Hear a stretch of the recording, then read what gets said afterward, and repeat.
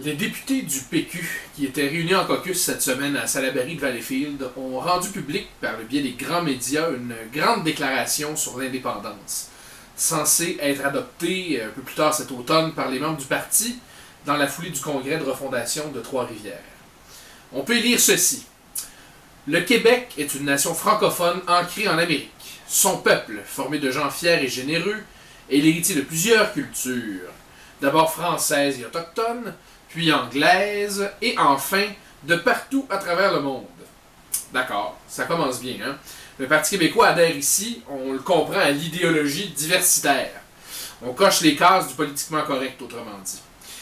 Pour peu qu'on extrapole même, on peut lire dans cette phrase, cette dernière phrase-là, l'héritier de plusieurs cultures de partout à travers le monde. On peut lire donc une paraphrase de la définition même du Canada multiculturel que donnait Pierre-Éliott Trudeau, où le pays, la fédération, est décrite comme une grande mosaïque de cultures diverses. Ça part bien. On peut ensuite lire ceci. La pérennité du français est son défi permanent, auquel s'ajoutent à présent des écueils qui dépassent largement ses frontières. La crise climatique menace sa société, l'accroissement des inégalités divise sa population et la baisse de confiance envers la démocratie mine l'engagement citoyen. Bon, autrement dit, la protection du français est son défi intérieur, celui qui rend la souveraineté pertinente. Les autres défis dépassent ces frontières et nécessitent donc, autrement dit, que ces citoyens s'incarnent dans le grand mouvement mondialiste, sans quoi il n'y a rien à faire. Mais quels sont ces défis, donc? D'abord, la crise climatique. Notons par contre que sans des peuples souverains et des États forts et politiquement capables, sans donc ce dont nous prive l'idéologie hyper-libérale, diversitaire et mondialiste d'aujourd'hui, l'adoption de politiques fortes pour la protection de la nature est impossible, ou en tout cas très difficile.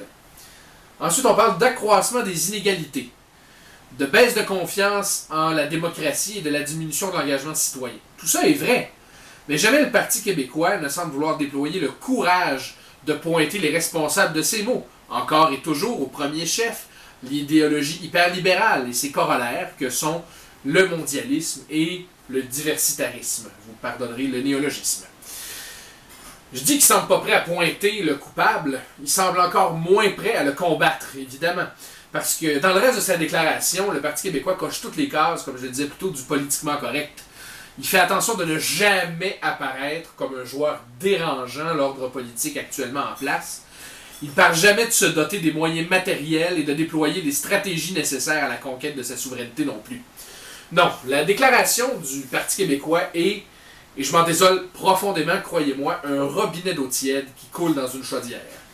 Or, pour réveiller, électriser, devrais-je dire, le peuple québécois assez pour que l'indépendance devienne possible, il faut plus que ça. Il faut mettre le four à broil, il faut que l'eau bout, éclabousse partout, il faut une onde de tempête. Il faut un déploiement de force et de courage. Il faut beaucoup plus que des mots, et certainement beaucoup plus que des vœux pieux, bien pensants.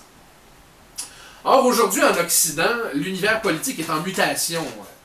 Et justement, de nombreux peuples, écœurés de se faire émasculer quant à leur souveraineté nationale par l'hyperlibéralisme, son triomphe des caprices individuels et sur les droits collectifs, son érosion des limites des frontières, de l'enracinement, de la transmission et de l'héritage, de nombreux peuples donc se réveillent.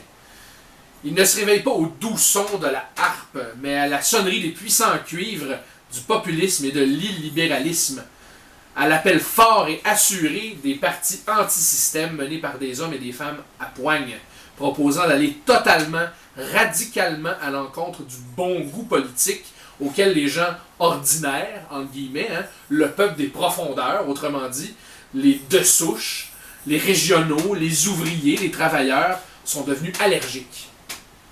Allergiques pourquoi? Allergiques parce qu'ils se voient aujourd'hui complètement trahis par ceux qui ont édicté ces codes de respectabilité, cette élite éduquée, autrement dit, je dirais même lobotomisée à ses principes libéraux, supposément indépassables et supposément aussi gages de bon goût, de hauteur morale et de paix sociale.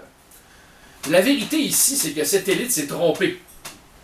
et que ceux qui persistent à scander les discours habituels sont devenus purement et simplement des menteurs. C'est à côté du populisme, de sa capacité à ramener le peuple à la politique par le biais de thèmes brûlants que l'élite médiatique et intellectuelle n'hésite pas d'ailleurs à qualifier de thèmes divisifs, de thèmes dangereux. Puis c'est aussi à côté de son régime politique, qui est l'illibéralisme démocratique, de sa capacité à remettre le collectif, le peuple national, détenteur de la culture de convergence sur son territoire, au volant de sa destinée, en abandonnant le chartisme et en remettant en question la religion des droits de l'homme et la confiscation démocratique qui en résulte, que le Parti québécois passe.